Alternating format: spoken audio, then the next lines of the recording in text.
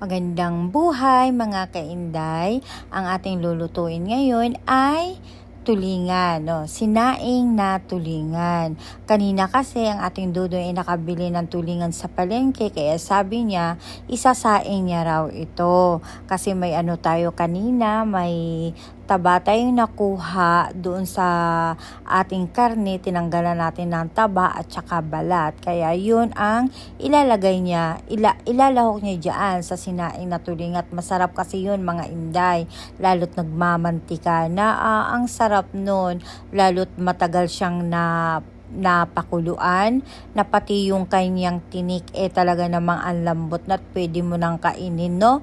Ang sarap. Kaya sa pagluto niyan, kailangan talagang kung pwede sa uling mo lutuin para mas masarap, mas malambot lalo yung tinik kung sa uling mo para mahabang pakuluan mga kainday. So ayan na nga, ay ilang beses yan hinugasan ni Dudong yung ating ating tulingan. So, hindi ko alam mga inday bakit tinatanggalan nila ng buntot rito yung mga tulingan. Sa tulingan lang naman, pansin ko yun. Tsaka, sabi ko nga, ano kayang dahilan kung bakit nila tinatanggalan ng buntot? Wala rin akong alam, no? Kasi hindi rin naman din ako nagtanong sa ating dudong. So, ayan na nga, no? So, mga inday, kakawang ating mga isda, o tignan nyo naman, pinisa-pisa niya mga inday, pati ulo, Diyos ko, talagang pinisa niya. So, siguro, ganyan naman talaga kasi pagka nagsaing, no? Talagang hiniwaan yung katawaan, tapos pisa, pati ulo, pinisa. Ganyan din siya Yung iba din kasi pagka nagluto, ganyan din mga inday. So, palibhasa gusto niya rin yung ulam na yan. Talagang yun yung niluto niya, kasi nung nakaraang araw din kasi tayo'y nabigyan ng tuyo na kalamyas. Binigay niya ng kanyang pinsan, na shout out pala kay Ader, na nagbigay ng tuyong kalamyas sa amin. So ayan na nga, nilagyan niya ng asin isa-isa yung ating isda, no? Para siguro may lasa na rin. Di ko rin alam mga inday kasi wala rin akong idea talaga sa pagluluto ng tulingan. Pero masarap po yan atin dudong mga inday, magluto ng tulingan, magsaing ng tulingan. So, nilagay niya yung kalamyas kanina, tsaka yung balat at taba ng baboy. Tapos naglagay siya ng bawang at saka sibuyas. Yung dahon po ng saging mga inday, binalot niya po yan dyan sa tulingan. So nagtanong ako, ba't mo nilalagyan ng